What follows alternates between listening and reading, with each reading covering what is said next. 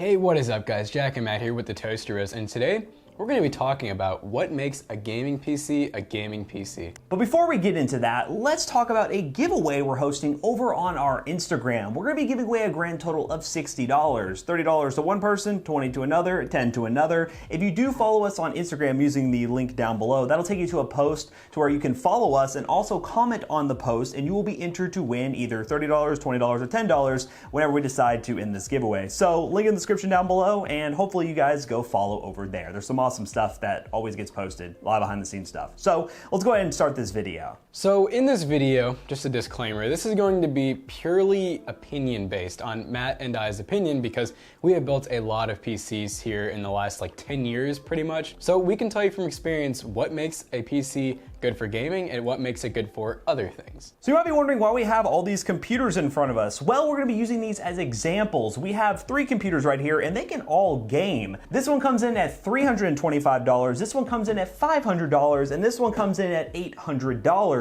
So one of the biggest things, and you can go to forums, you can talk to people all day about it, of what makes a gaming PC is a dedicated graphics card. So that's one thing that all of these share in common. They all have dedicated GPUs right now. Now the APU technology has gotten a lot better over the years, but they're still not quite there yet to where you can play games 1080p, high settings, or even 1440p, 4K, all the resolutions that are out there.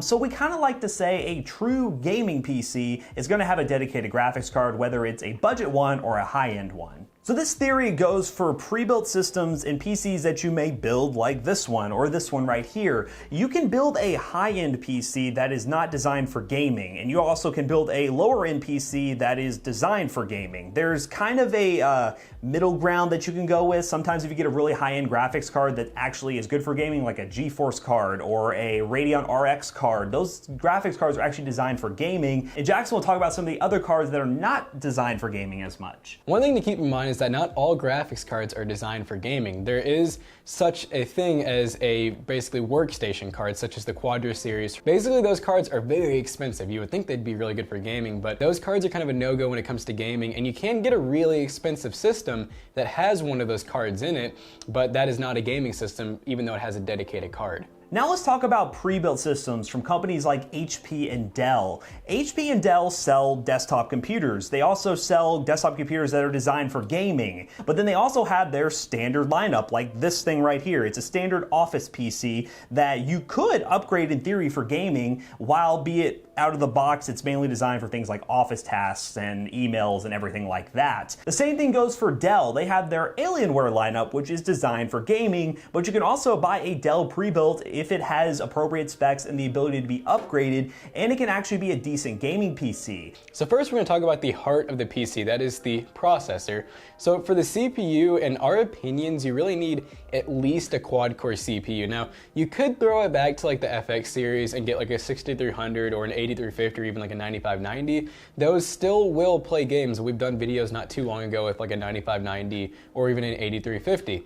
But the thing is, they're becoming outdated and it's becoming harder to play games on them, and they're less practical to build now because the parts are still pretty expensive, and you can build a Ryzen system for close to the same price. Now I know there's some people who would recommend going with older i3s, which are dual core processors that are hyper-threaded, and in our opinion, it's just not worth it anymore. You could go with them and play some games, of course. I know there's going to be people who are going to comment that you can actually still play games on these dual cores, but it's just not a great experience. Quad cores give you a very universal experience across a wide range of games, as opposed to the dual cores, which are sometimes even locked out from playing certain games. So I would definitely recommend a quad core minimum spec for a gaming PC if you want to play pretty much anything out there. And now for back to what we said was the most important part, which is the GPU. So in our opinions for specific parts, if you're going with a GeForce card, we say that you need at least a 1050 as far as graphics cards go. And now if you're going with AMD, we really recommend at least a 560. But basically, you don't want to go anything less than 2 gigs of VRAM, but really 4 gigs is more realistic because a lot of games such as Call of Duty require 4 gigs of VRAM. Now you can go out and buy some older graphics cards like a 780 Ti, which was a high-end card back in the day, and technically is older than a 1050 and probably would outperform a 1050, but these are general guidelines. You can always do your research and figure out what older cards are still relevant today, which we've done a lot of budget builds using older graphics cards that are actually still somewhat relevant relevant to buy on eBay, so check those videos out if you're interested in that. But just as a rule of thumb for newer cards, anything greater than a 1050 and a 560 for both Team Green and Team Red will be perfectly fine. And lastly, the one thing that we do highly suggest is 8 gigs of RAM minimum. Now, a lot of people are starting to debate whether or not 16 should be the new standard, which we don't think so just yet. 16 gigs of RAM is very beneficial if you're doing things other than just gaming on your system, like live streaming, video editing, and things like that. But 8 gigs of RAM is more than enough for most titles. There are games that do take advantage of more than 8 gigs of RAM, but as a minimum point of entry, 8 gigs of RAM is more than enough, and honestly, anything less than that is going to really gimp your gaming performance. So as we stated at the beginning of this video, this PC right here was actually only $325. It does look really nice. So this features an RX 570, which is one step above our minimum requirement of a 560,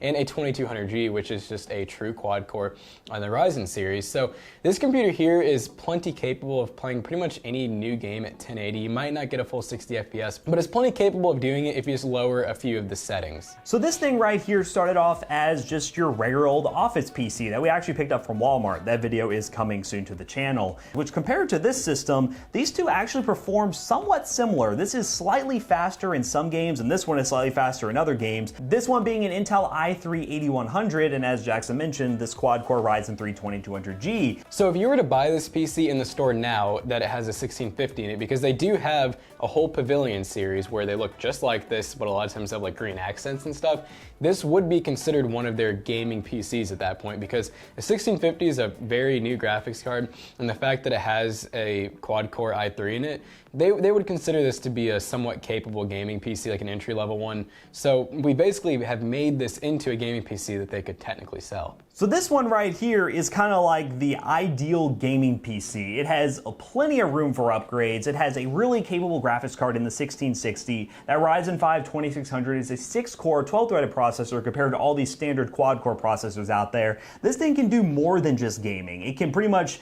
max out anything you want at 1080p and also do some live streaming, video editing, pretty much anything you would want that would benefit from having multiple cores. Now, ideally, this is what you want to go for, but again, it's like $800 with all the nice RGB and cosmetic upgrades. So normally people are going to look at these options because they are a better value for your dollar. So basically, to sum up everything we said here, follow the simple rule of thumb of a quad-core processor, 8 gigs of RAM, and a GPU with 2 gigs of VRAM, and try to avoid those eBay misleading PCs that try to sell you with the whole RGB glam. It's kind of an easy trick. It happens to a lot of people. They sell the systems all the time, but if you avoid that and also look at your options, whether you're building a brand new gaming PC from scratch, upgrading an OEM system, or doing kind of the best of both worlds and getting some used parts and doing a budget system, you have a lot of options to choose from, and you'll most likely build a really awesome gaming PC.